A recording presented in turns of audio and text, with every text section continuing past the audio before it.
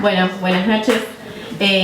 Había insumos de lectura, no sé si todos los han podido trabajar. Igualmente, si no los han podido trabajar no es problema porque el panel no se ciñe a eso, era como una ampliación.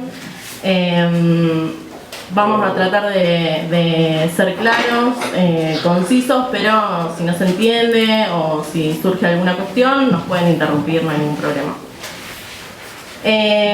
Bueno, aproximaciones a la lucha de clases. Era un tema que había distintas formas de encararlo, no sabíamos bien cómo.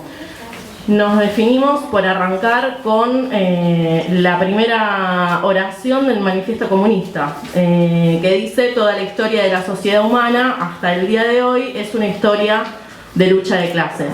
Y nos parecía pertinente arrancar la reflexión, a desandar un montón de categorías, de mecanismos y de cuestiones que están íntimamente imbricadas a partir de esa formulación que hacen Marx y Engels en el manifiesto. Si lo dejo acá, ¿se escucha? No. Perdón, no, esto sería peor. Bueno. Entonces, partimos la reflexión de ahí. Esa primera frase tiene una llamada al pie que le hace Engels después y le aclara que toda la historia de la humanidad es la historia de la lucha de clases, pero la aclaración es toda la historia escrita. Y eso no es menor, no es una aclaración menor, porque ahí empezamos a desandar algunas cuestiones como la pregunta que tiene actualidad, que siempre tiene actualidad, acerca de si las cosas son siempre así, ¿no? O sea, como que existe cierta tendencia a pensar que las cosas vienen de tiempos inmemoriales, van a seguir para siempre así. Bueno, y está bueno ir viendo cómo eso no es cierto, cómo las cosas se van conformando históricamente y interviene el hombre en esos procesos, ¿no? Entonces, en primer lugar, la aclaración de Engels que dice, bueno, toda la historia de la humanidad es historia de lucha de clases, pero hablamos de la historia escrita. Antes de la historia escrita existía la prehistoria y en tiempos de escritura del manifiesto no se conocía demasiado acerca de cómo había sido ese momento en el desarrollo de la humanidad. Cuando se empieza a avanzar en investigaciones acerca de cómo era la conformación social en la prehistoria, se evidencia, se descubre que, por ejemplo, las sociedades primitivas se organizaban bajo un régimen de comunidad de las tierras. Y entonces ahí una lectura rápida podría llevarnos a pensar que qué bueno sería retornar a ese momento, donde existía la comunidad de la tierra y entonces no había clases, porque la historia no era una historia de lucha de clases, y aparentemente éramos todos felices. Y resulta que no, porque existía la comunidad de la tierra como reflejo, como expresión de una necesidad, que la necesidad era sobrevivir. Básicamente las comunidades, los vaivenes de la naturaleza. Entonces la comunidad de la propiedad de la tierra tenía que ver con que era necesario que para que subsistieran todos tenían que trabajar y todos tenían que comer y todos tenían que hacer todo. Entonces eso que comúnmente se denomina comunismo originario tiene que ver con una cuestión de necesidad. A partir de lo que fue la revolución neolítica, que aparece lo que es la dominación de las técnicas de agricultura, de cultivo, bueno, de diferentes cultivos y de crianza de animales, lo que se produce es la posibilidad de empezar a diferenciar tipos de trabajo. El hombre empieza a dominar, si se quiere, de una forma mayor la naturaleza, y eso le permite empezar a hacer ciertas distinciones, especializarse en algunos trabajos, especializarse en otras tareas, y que ya no sea necesario que todos los miembros de la comunidad trabajen para la subsistencia, sino que la evolución en términos de cultivo y la evolución en términos de crianza de animales permite generar lo que se va a denominar producto social. O sea, se empieza a producir más de lo que se consume. En principio esto no era ningún problema porque las aldeas estaban como esparcidas en términos físicos, digamos, el producto social no era demasiado abundante, pero el problema fue cuando eso empezó a ser justamente demasiado abundante, ¿no? Cuando empezó a haber bastante producto social. Y lo que empezó a ocurrir con ese producto social es que un sector se lo empieza como a acaparar, se lo empieza a apropiar.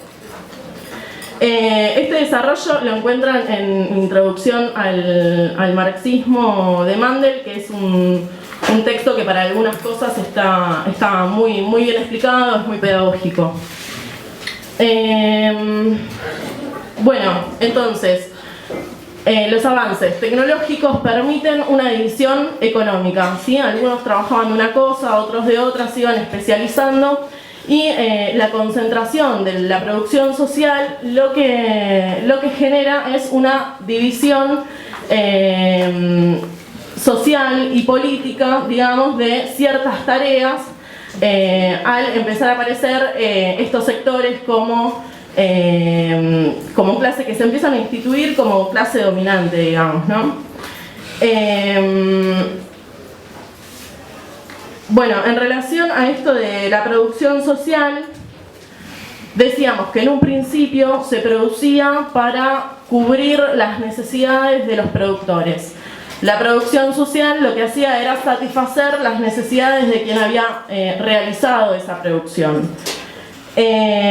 Al avanzar en la cantidad de excedente que empieza a producir una comunidad, esta producción social comienza a repartirse de una forma distinta, ¿sí? Y empieza a valer, digamos, como categorías analíticas de esa misma producción, dos cosas separadas, que sería el producto necesario, que es el que consumen para la subsistencia los productores, y un sobreproducto social, que es el que se acapara. Bueno, este excedente que se acapara empieza a generar condiciones sociales y políticas diferenciadas. Con eso empezaríamos a meternos en un tema que vamos a profundizar un poquito después, que es la aparición del Estado. Sin embargo, previo a profundizar en eso, queremos avanzar sobre el concepto de clase en un sentido más actual. Podríamos decir que hasta ahí hicimos una especie de genealogía de dónde sale, explicar por qué la historia de la humanidad es la historia de la lucha de clases, cuál es esa distinción que plantea Engels en el manifiesto, y quizás ahora lo que vamos a intentar es meternos un poquito más en la categoría de clase en la actualidad, o sea, cómo nos sirve para analizar en la actualidad la sociedad. Vale. Y un poco con justamente el tema de lucha de clases y con toda la introducción que fue generando Paula, estamos justamente con el concepto de clase, ¿no? Clase social, en muchas facultades, en distintos lugares, se ha tratado de ir en contra, digamos, del concepto de clase social. Muchos hablan de que ya no se divide en clase la sociedad, eso fue antes, o sea, la caída del muro de Berlín ha generado un consenso en el cual parecía que todo lo que era marxismo pasó a ser letra muerta. Nosotros consideramos que justamente la realidad, la lucha de clases se mantiene, se expresa en cada momento, y en eso justamente analizar el concepto de clase es muy importante y toma... ¿Qué le vamos a hacer, che? Un matecito ahí, vamos.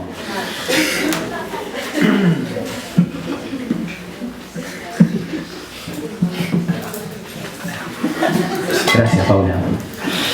Siempre estás. Bueno, entonces, justamente, ¿qué hablamos cuando hablamos de clase?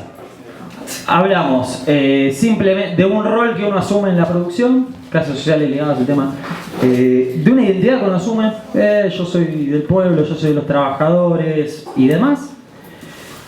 ¿Es acaso, o sea, si soy, por ejemplo, yo soy un militante de izquierda, me asumo como parte de un proyecto que busque la liberación de la clase trabajadora, pero en lo concreto, digamos, yo vivo en base quizás a a la explotación ajena, por ejemplo, mediante la empresa de mi viejo, no me lo conflictúo frente a eso, ni lo tomo como una contradicción. ¿Soy parte de la clase trabajadora, sí o no? Digamos. O sea, ese debate y esas cuestiones, o por ejemplo, o sea, como compañero, lo habrán visto también los compañeros de Honda, soy un obrero de la fábrica Honda, pero me reconozco como un simple ciudadano. Yo soy un ciudadano más, un votante, soy un voto más. ¿Soy parte de la clase trabajadora o no? ¿Sí? Este debate justamente del marxismo avanzó de distintas formas, pero principalmente uniendo dos aspectos, digamos. El aspecto que uno juega objetivamente en una sociedad, es decir, el rol que uno cumple en una sociedad, te guste o no, sos trabajador, estás produciendo, o te guste o no, sos otra cosa. Entonces, en base a eso, y por otro lado, con esta identidad, la identidad de un proyecto que se podría decir un proyecto de la clase trabajadora organizada, ¿sí? Entonces, el marxismo justamente, hay dos conceptos que se utilizan mucho quizás en lo académico, por fuera no lo he escuchado tanto, pero creo que son conceptos que ayudan. Justamente el concepto, por ejemplo, de clase en sí, ¿sí? No sé si habrán escuchado, por un lado, concepto de clase en sí y por otro lado el concepto de clase para sí, ¿no?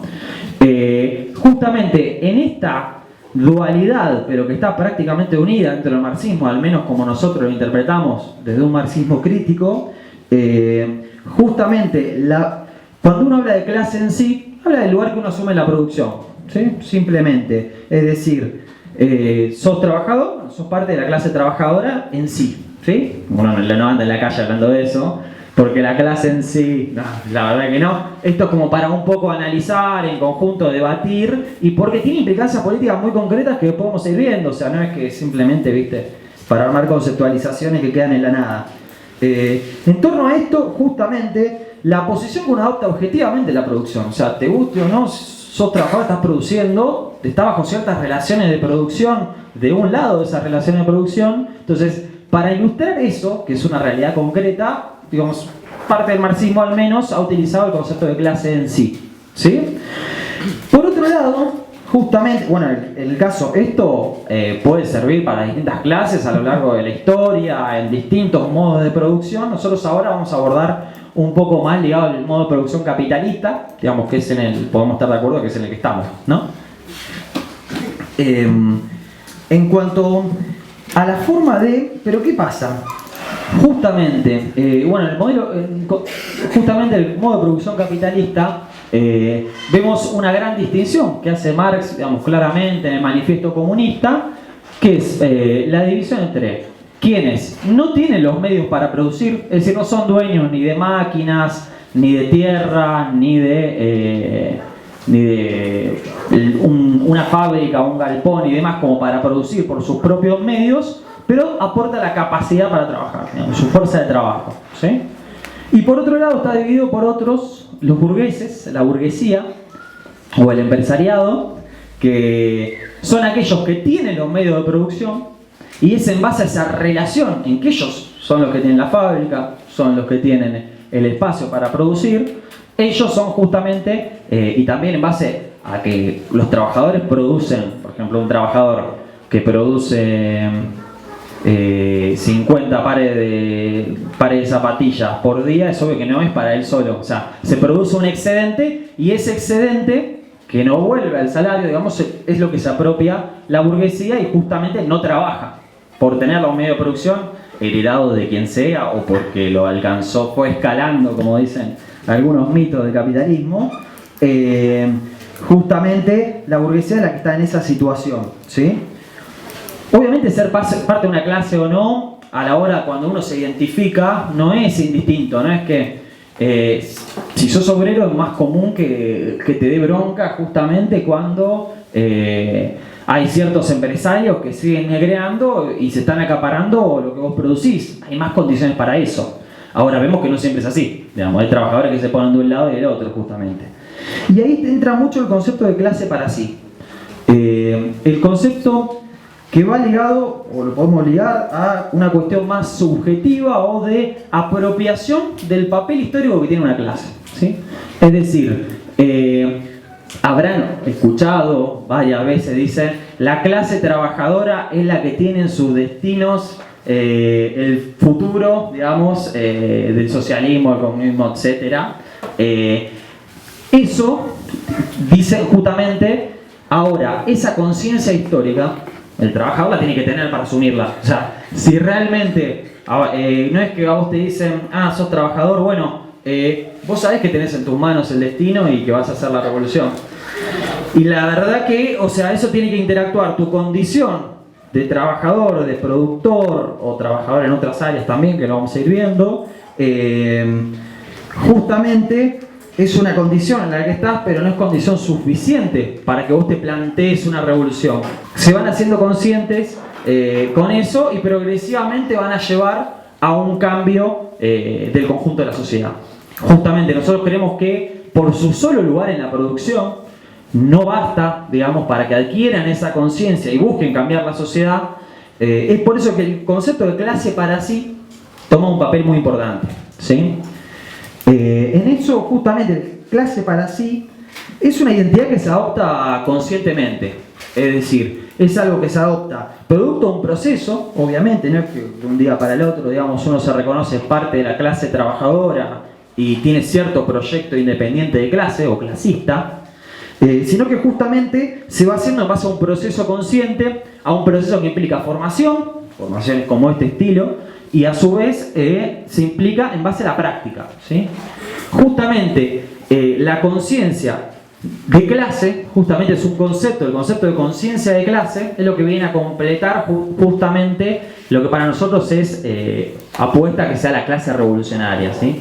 Es decir, justamente el proceso de la conciencia de clase no es una cuestión meramente teórica, no es que nosotros vamos a profesar el capital o el manifiesto comunista en las distintas fábricas, los distintos espacios de trabajo, con los distintos jóvenes, y con eso vamos a lograr que inmediatamente, si más o menos lo comprenden, van a sumarse a un proyecto revolucionario. Es un proceso que también tiene que ver con la lucha, con la organización en el espacio, con la respuesta a ciertos problemas de la vida cotidiana. Justamente conciencia de clase es la posibilidad que pueda adoptar la clase trabajadora o no, digamos. Nosotros apostamos justamente a la construcción de la conciencia de clase, justamente en base a sacar reflexiones propias, independientes de clase frente a los distintos problemas, ¿sí? Muchas veces frente a distintos problemas, por ejemplo, cierra una fábrica, si uno no se dio un proceso propio, un proceso de desarrollo de la conciencia de clase por parte de los mismos trabajadores y demás, lo más común es que cada uno va a la calle, agarra su indemnización y se acabó el tema. Pero ahora, si se dio un proceso previo, es muy común que pase, como ha pasado incluso hace poco en Donnelly, que hoy es Madigraf, justamente que los trabajadores ya venían con un proceso de organización, ya venían asumiéndose como que realmente lo que son, o sea, efectivamente eran los que hacían mover la fábrica de principio a fin. Entonces, asumiendo eso y asumiendo el papel que toma esa cuestión y la respuesta hacia necesidades concretas como es la fuente de trabajo, de esa forma se desarrolla justamente, es un ejemplo, digamos, de compañeros que asumieron esa situación con conciencia de clase, es decir, con una vía independiente de organizarse, con una forma propia de construirse, de construir organización, de construir los lazos afectivos. O sea, este campamento es una respuesta propia que damos nosotros. El otro día fuimos, dijimos, bueno, cada uno quiere ir a boludear, a tomar mate, lo que sea, vamos todos juntos a la plaza tal, dale. Son formas de construir una moral propia, de construir, digamos, una forma propia de asumir los distintos desafíos y las distintas cuestiones de una forma independiente y de clase. Entonces, en base a eso, hay corriente de izquierda, en general con tendencias a adoptar el marxismo de una forma quizás un poco más dogmática de lo que vemos, es decir, muy agarrar principios del marxismo a rajatabla y querer aplicarlos en toda la realidad. Justamente ven como que en la definición esta de clase en sí, es decir, la definición objetiva, sos obrero, sos parte de la clase revolucionaria, al margen de cuál es tu estado de conciencia, estado de conciencia no sería, ¿no? Pero bueno, al margen de cuál sería tu identidad, la identidad que asumís. ¿sí? Nosotros creemos que, después se puede discutir y todo, que justamente la clase trabajadora que produce absolutamente todo lo que nos rodea es aquella que es potencialmente revolucionaria. Es decir, es aquella que puede asumir una posición revolucionaria, porque es aquella que produce, porque es aquella que lleva adelante todo el país en su conjunto y no solo la producción. Hablo de tareas administrativas, hablo de todo tipo de tareas, son los que llevan adelante el país y en definitiva son potencialmente revolucionarias. Pero de por sí son revolucionarias. Nosotros creemos que justamente para la construcción de una clase revolucionaria hay que construir una identidad propia, hay que desarrollar la conciencia de clase ampliamente y hay que dar respuesta a las distintas agresiones de las distintas patronales, del Estado, de los gobiernos, una respuesta propia, una respuesta independiente, como se ha dado incluso, por ejemplo, frente a los temporales. No es un ataque de la patronal ni del Estado, pero sí hay un vacío, digamos, que el Estado está dejando porque no responde a las distintas inundaciones. Qué mejor que responder organizadamente, de forma independiente, justamente, y de forma amplia a los distintos desafíos que nos va teniendo en la vida cotidiana, ¿sí? Porque vamos viendo que individualmente cada uno solo difícilmente puede dar una respuesta a estos distintos problemas, ¿sí? Y que para dar una respuesta de fondo hay que hacerlo organizadamente y de conjunto. En base, más que nada era eso, ligado al tema del concepto, digamos, de clase propiamente dicho. Ahora, en el día a día uno habla justamente de clase trabajadora en varios sentidos. Por eso tuve que hacer varias aclaraciones, no solo los de la producción, también trabajadores administrativos, cuentapropistas, etc., cooperativistas y bla bla bla, desocupados, trabajadores desocupados. Justamente porque tendemos a trabajar el concepto de clase trabajadora en dos sentidos, digamos, en un sentido más de clase trabajadora en sentido amplio, que hablamos de todos aquellos que en definitiva laburan, en definitiva se bancan por sus propios medios, por su propio laburo en el día a día, con las distintas formas que esto adopta. Y por otro lado, el concepto de clase proletaria, podemos decir, clase obrera más ligada a la producción, que es la que se considera que varios sectores de la izquierda la consideran que en sí misma es esa la clase revolucionaria. En base a esto, el tema de lucha de clases es complicado, el asunto que nos dieron tiene muchas vertientes, muchas categorías, no nos gusta tampoco estar tanto al pasar todo, pero bueno, son las condiciones en las que estamos y es así, después se profundizará.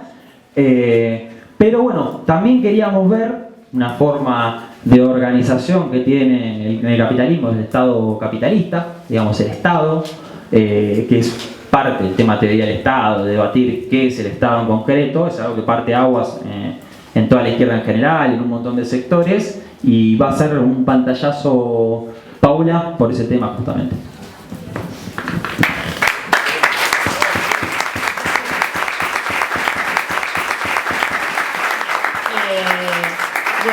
Seguimos. En relación a Estado, Estado es un tema que ameritaría otro panel, digamos, ¿no? O sea, tratarlo con la complejidad que requiere, con el tiempo de dedicación, bueno, ya lo adelantaba un poco Marian, pero entendíamos que si necesitamos, salud ahí, si necesitamos hablar de lucha de clases, bueno, no podía quedar fuera de la exposición que preparáramos, abordar brevemente al menos la categoría de Estado. Y ahí, bueno, hay elaboración, hay mucha elaboración, hay muchos debates en relación al concepto de Estado. Elegíamos arrancar, ir como plantando ciertas postas, ir llegando a ciertas conclusiones, al menos de nuestro lado, siempre puestas en debate, acerca de, bueno, justamente la naturaleza del Estado y sus mecanismos, su forma de operar. En ese sentido, arrancaríamos lo que es el análisis de la categoría partiendo de una afirmación que hace Engels en el origen de la familia, la propiedad privada y el Estado, que dice que el Estado es producto de la sociedad en un momento, llegado a cierto momento de su desarrollo, que tiene que ver con lo que hablábamos al principio, justamente esto de cómo se va desarrollando la humanidad y la forma social a través de los distintos momentos históricos. Y la aparición del Estado tiene que ver con la aparición de estas clases que se encuentran enfrentadas de forma antagónica, irresoluble. No hay forma de resolver esa contradicción entre los que explotan y los que son explotados. Como no hay forma de resolver esa contradicción, aparece el Estado como elevándose por encima de esa contradicción, dice Engels, funcionando como amortiguador del choque entre esas clases, ¿sí? Generando toda una serie de mecanismos que lo que van a permitir es legitimar la dominación. Bien, entonces el Estado es producto del carácter irreconciliable de las clases y a la vez la existencia del Estado nos demuestra que esas clases son irreconciliables. Marx decía que el Estado se erige como órgano de dominación y en ese sentido lo que elabora, lo que despliega es justamente el orden que va a legalizar, digamos, esa dominación. El Estado quiere mantener el orden, y pongamos orden entre comillas, porque la concepción que las clases dominantes tienen acerca de ese orden es una concepción de conciliación, digamos. El Estado aparece como un árbitro neutral que arbitra una disputa que le es ajena y en la que se comporta de forma justa. Bueno, todo eso es lo que viene a poner en cuestión el marxismo y comprender justamente el desarrollo de la historia como el desarrollo de la lucha de clases.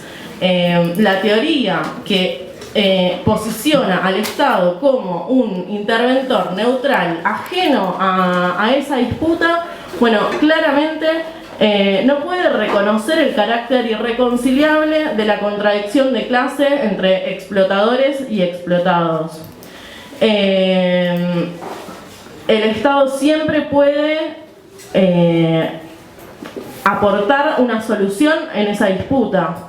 Bueno, lo que vienen a decir toda una corriente de pensadores desde el marxismo es que el carácter irreconciliable de esa contradicción de clase hace que la única forma en la que pueda resolverse esa contradicción es a través de una revolución que va a implicar la violencia, justamente, porque todo el orden legal legitima, digamos, esa situación de explotación.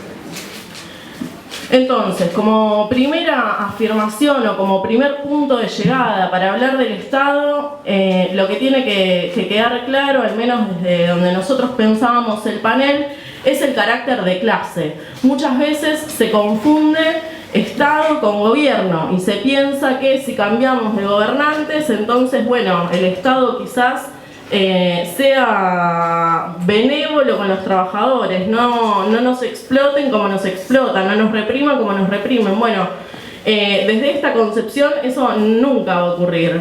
Pueden diferenciarse los grados, digamos, de todas esas malarias que atraviesa la clase trabajadora, pero nunca el Estado va a jugar a nuestro favor, porque es un organismo que fue diseñado a imagen y semejanza de quienes nos explotan. Es una herramienta que está confeccionada a su talla. En ese sentido, no sirve cambiarle la cabeza, hay que destruir el Estado, dice Marx, y organizarnos de una forma nueva, ¿no? Bueno, entonces, carácter de clase del Estado como una primera certeza. Y a partir de ahí nos interesa indagar un poco sobre las formas de funcionamiento, sobre los mecanismos a través de los cuales el Estado opera. Bueno, y ahí de nuevo vuelvo al inicio de lo que era la exposición, que partíamos de esta sociedad sin clases primitiva, en la que decíamos, ante la necesidad todos tenían que trabajar, todos tenían que comer, entonces bueno, se repartía todo de forma igual. Las tareas administrativas también, las tareas políticas estaban distribuidas entre la masa, digamos, de la comunidad. Pero decíamos que a partir de la aparición del sobreproducto social, o sea, de esa producción social ya apropiada por cierto sector de la comunidad, no solo se vive una transformación en la economía, sino también en una transformación social y política. Bueno, este sector ya se acaparó una parte, se empieza a constituir, empezamos a encontrar los hilos que nos van llevando hasta el surgimiento, digamos, de esta contradicción entre opresores y oprimidos.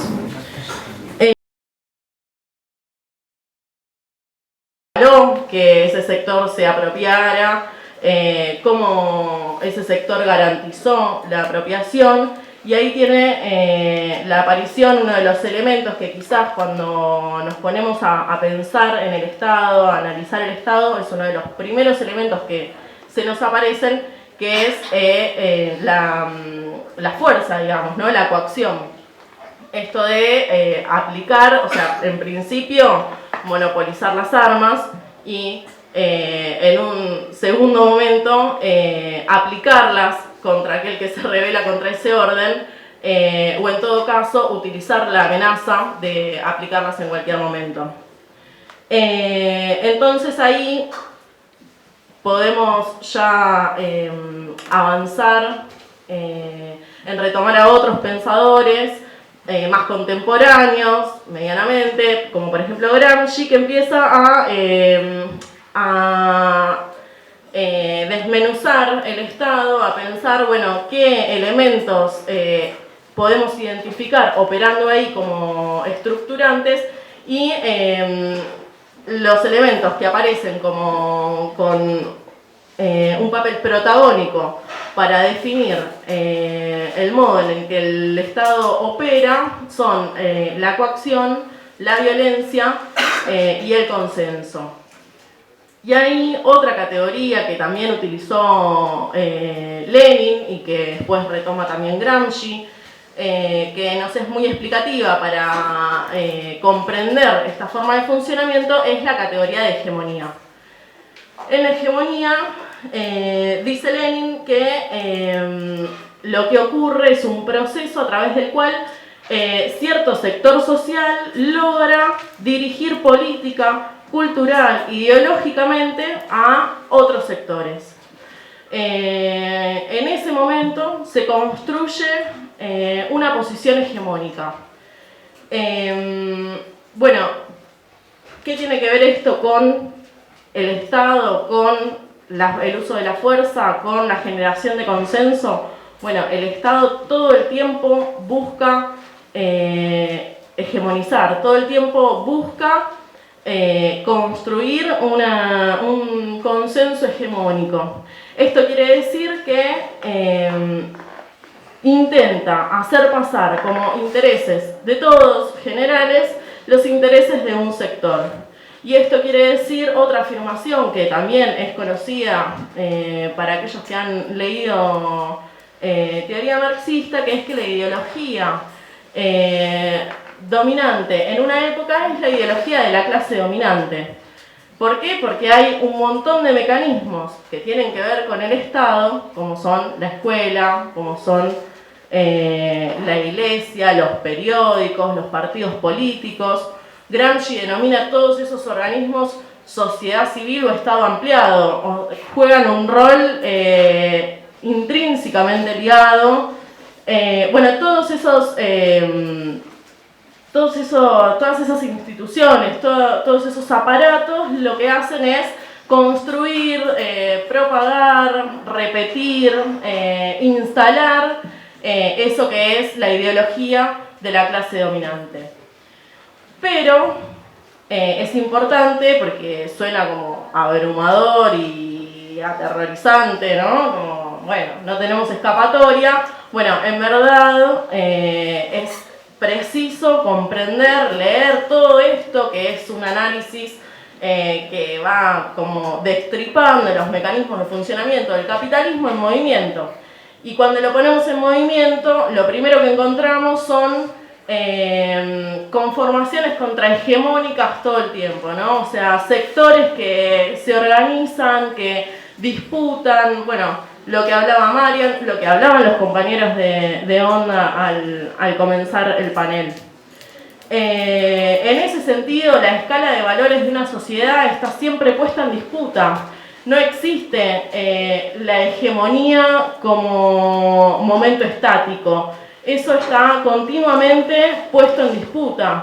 Y bueno, pasaría con otras cosas, pero no, vamos a frenar ahí, hacer una distinción de planos de explicación, digamos, y avanzamos después un poquito más con las nociones de fuerza social y de relaciones de fuerza. Hay distintos enfoques, distintos niveles que toma una explicación siempre. Como si uno pusiera, por ejemplo, estás en casa, pones en la computadora Google Maps, no quiero hacer chivo a ninguna corporación, pero son los únicos que tienen ese servicio.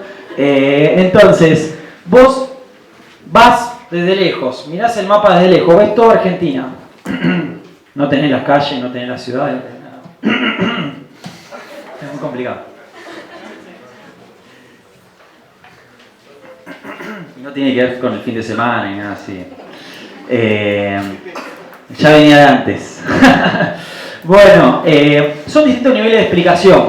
Entonces, uno ve Argentina en términos generales, no le ve las distintas ciudades, no le ves, como mucho ve las distintas provincias. Te vas acercando hacia una provincia, empezás a ver distintas ciudades. Te acercás, por ejemplo, a la capital, te vas encontrando los distintos barrios porteños, te vas acercando un poco más, ves las calles. Es decir, todo eso es verdad.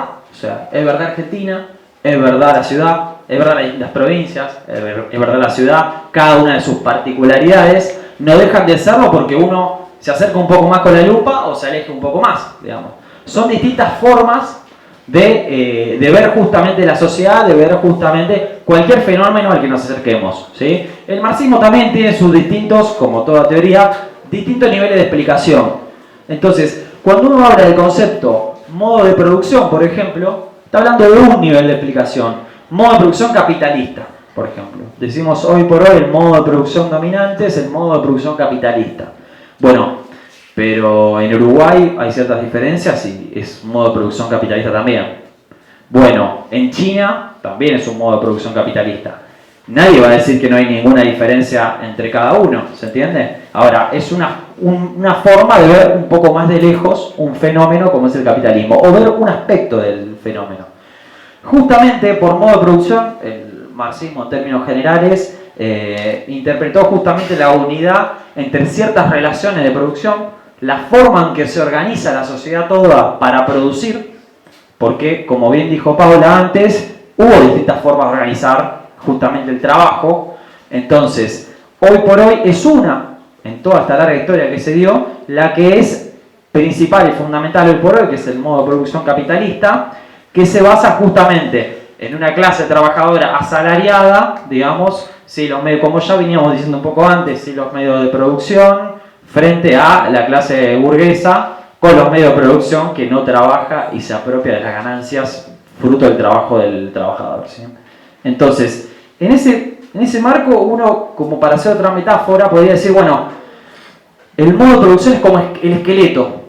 Vos ves esqueletos caminando y la verdad que no te parecen muy diferentes uno de otro en general. Modo de producción capitalista en Argentina, en Estados Unidos también podemos decir que hay un modo de producción capitalista, tiene distintas particularidades. Entonces, el ver esta cuestión de modo de producción nos permite sacar reflexiones sobre las tareas generales, sobre justamente en dónde estamos parados, cómo se organiza en términos generales la sociedad y por eso cómo hacemos para cambiarla, pero no es una explicación completa, digamos, no agota todas las instancias que uno necesita como para sacar las conclusiones para la lucha en el día a día, en el espacio de trabajo, en los centros de estudiantes, en los barrios, centros culturales, etc. Para caerle bien a todos, ¿viste?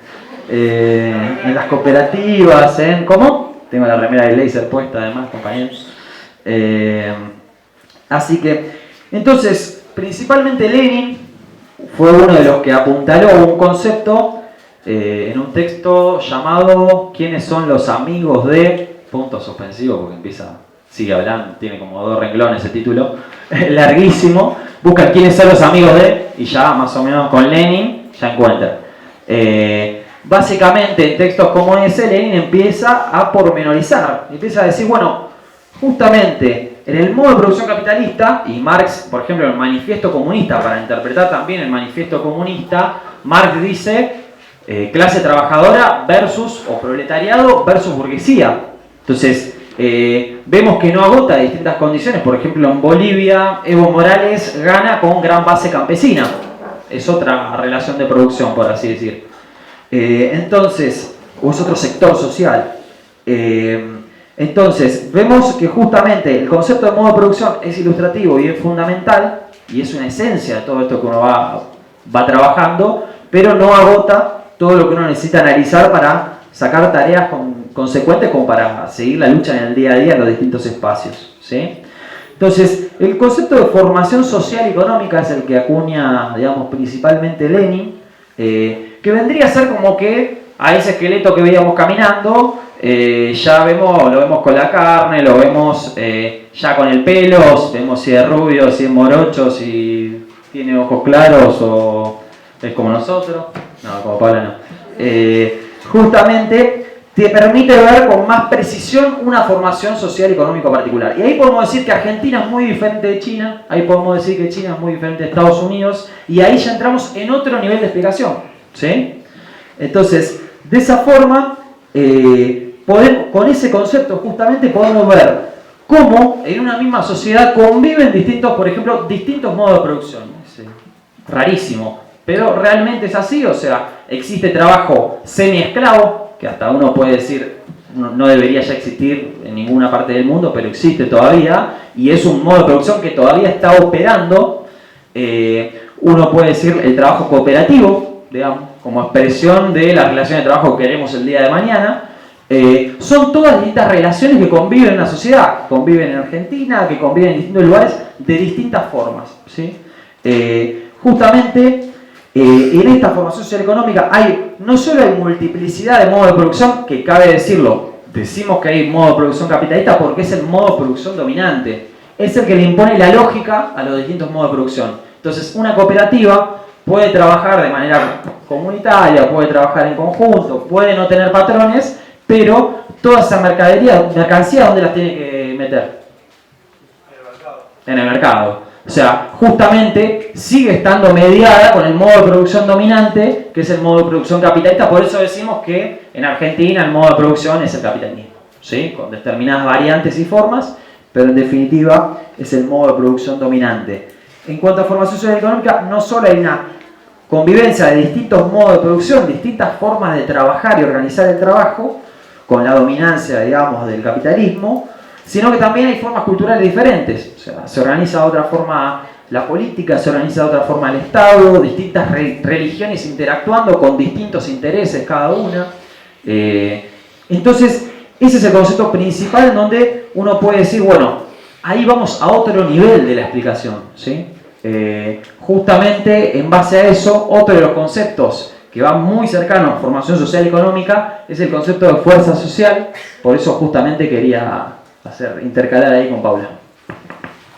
Bien, entonces, intervención necesaria, esta que hizo Marian, porque justamente con el concepto de fuerza social lo que intentamos es afinar un poquito más la lupa a la hora de estudiar esto de la lucha de clases.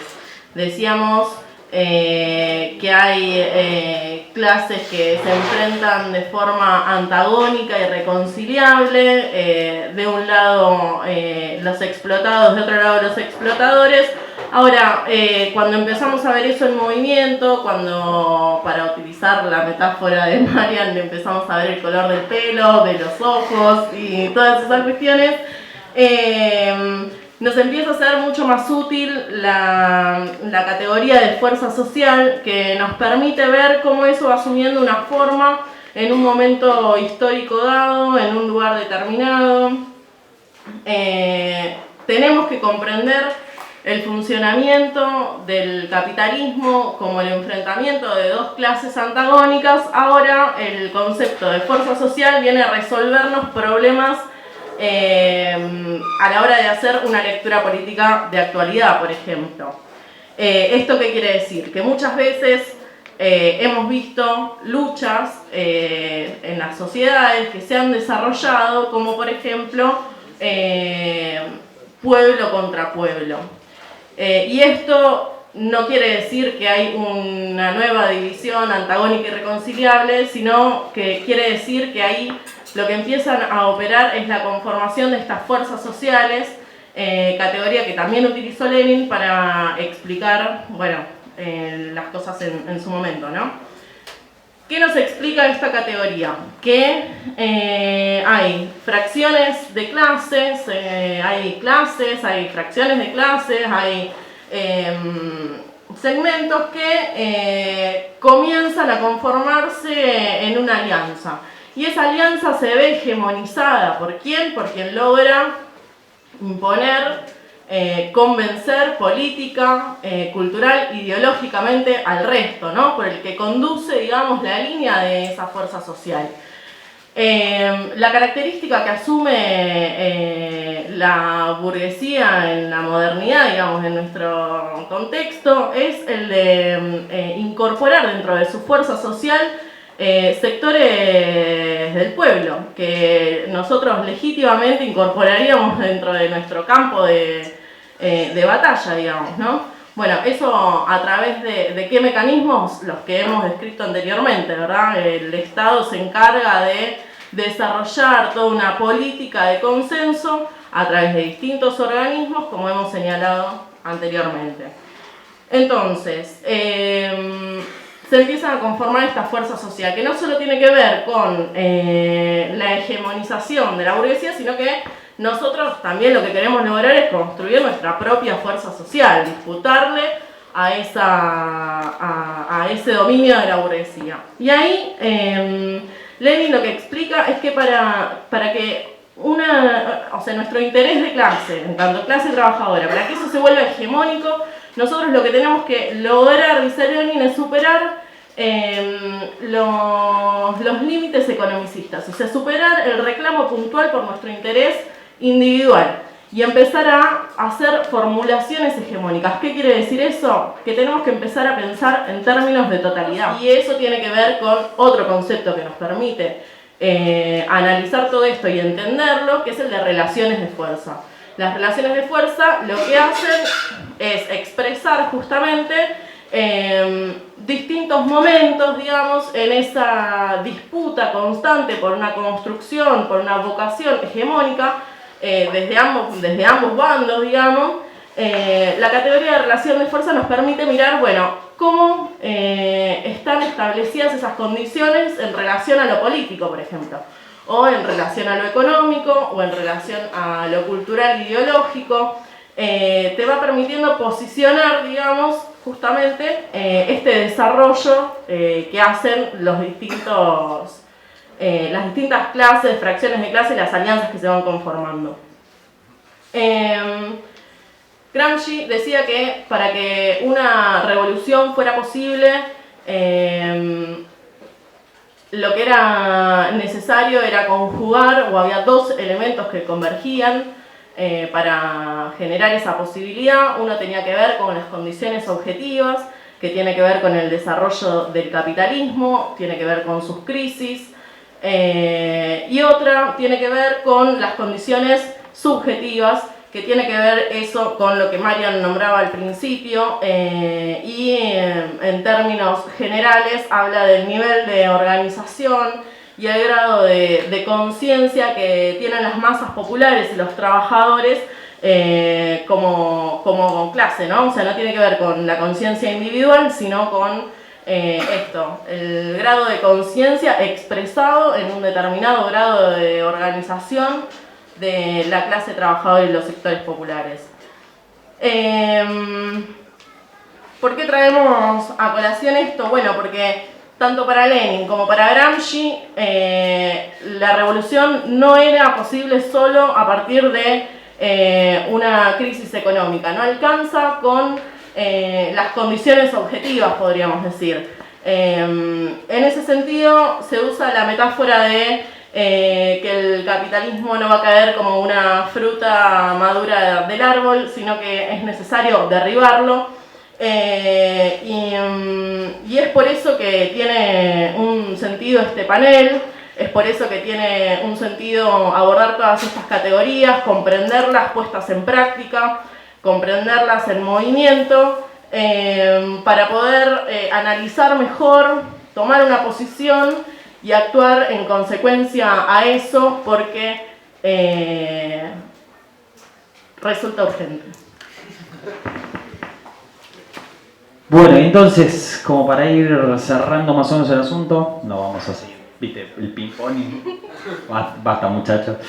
Entonces, en términos generales, a modo de redondeo, digamos, general, quienes estamos acá, quienes buscamos justamente un cambio social de fondo en el país, tenemos que interpretar justamente, si buscamos un cambio, tenemos que interpretar cómo la sociedad en su conjunto se mueve, es decir, interpretar el movimiento que tiene la sociedad, ¿sí? ¿Qué es lo que hace que vaya cambiando la sociedad, particularmente el modo de producción capitalista? Si uno reconoce justamente, junto a Marx, como, a la lucha de clases como el motor de la historia, si uno asume Argentina con un modo de producción capitalista, que después veremos si es capitalismo salvaje o capitalismo en serio, como diría Cristina, no discutimos todavía, ¿estamos en capitalismo en serio o no?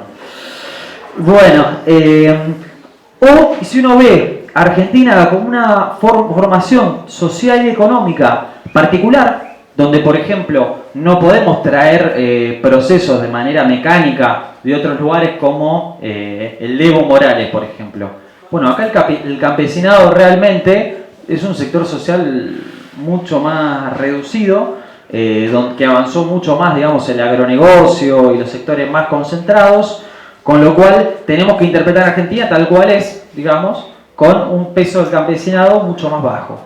Por otro lado, podemos ver los niveles de desocupación, que son mucho mayores que en otros países, o menores que en otros, también depende de dónde lo miren y con quién compare. Entonces, ahí se hizo importante, y sobre todo desde los 90, la construcción en movimientos piqueteros, por ejemplo. Son conclusiones políticas que se fueron sacando.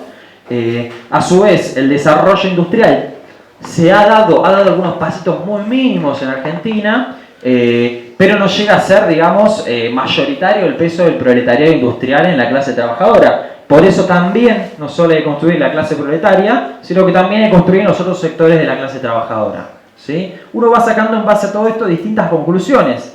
Por ejemplo, usando todas las categorías que estuvimos viendo. Por ejemplo, uno puede analizar, en Argentina en particular, la relación de fuerza en la que estamos. Es decir, como venía hablando Paula, la relación de fuerza que estamos los sectores oprimidos y explotados frente a los opresores, explotadores y demás. En base a eso, uno puede decir, bueno, estamos en un momento en donde no estamos de avanzada. O sea, no estamos en los 60 y 70, donde todos están saliendo a la calle y quieren otro mundo directamente. Entonces estamos en un momento de reflujo, de ir rearmando un poco, reagrupando. Entonces, ahí vamos a ver que una de las conclusiones nuestras va a ser, hay que construirlo desde las bases, por ejemplo, ¿sí? Para ver cómo estamos utilizando estos conceptos. Y a su vez, uno va a ver que, por ejemplo, va a interpretar cuáles son las fuerzas sociales que se disputan en la Argentina. Y siempre lo claro es, desde los lugares kirchneristas, o la derecha o el kirchnerismo, ¿no? Pero si uno analiza desde el concepto de fuerza social, va viendo que por más que el kirchnerismo muchas veces te tire un centro, tire alguna concesión, consignación, una concesión, digamos, al pueblo trabajador en su conjunto, si vemos cuál es el entramado, cuál es la fuerza social que está dirigiendo el kirchnerismo y cuál es la clase que dirige el kirchnerismo, que no es más que un sector de la burguesía junto a una burocracia estatal, justamente uno entonces ya no va a ver como, bueno, es o la derecha o el kirchnerismo, y no, si las dos fuerzas sociales responden a un orden capitalista, aunque con diferencias, no puede quedarse quien lucha realmente por otro modo de producción, por otra sociedad, no puede quedarse en una o la otra, digamos, no podemos elegir el mal menor, ¿sí? Justamente por todas estas afirmaciones, todos los acuerdos que se vienen planteando y que venimos hablando. Y en base a eso, o sea, en base a ver ese tipo de fuerzas sociales, es que uno saca la conclusión, en términos generales, que en Argentina tenemos que realmente ir construyendo una tendencia independiente de esas fuerzas sociales dominantes, una tendencia clasista, justamente porque el motor de la historia es la lucha de clases, una fuerza que justamente se vaya discutiendo y se vaya construyendo desde las bases, porque realmente no estamos en un momento donde ya todos estén convencidos del cambio social, sino que tenemos que agrupar cada vez más, que ser cada vez más fuertes, conservando esta independencia y apostando junto a otros sectores de la izquierda a confluir, digamos, en una fuerza social realmente revolucionaria. Así que, compañeros y compañeras, vamos dando finanzas.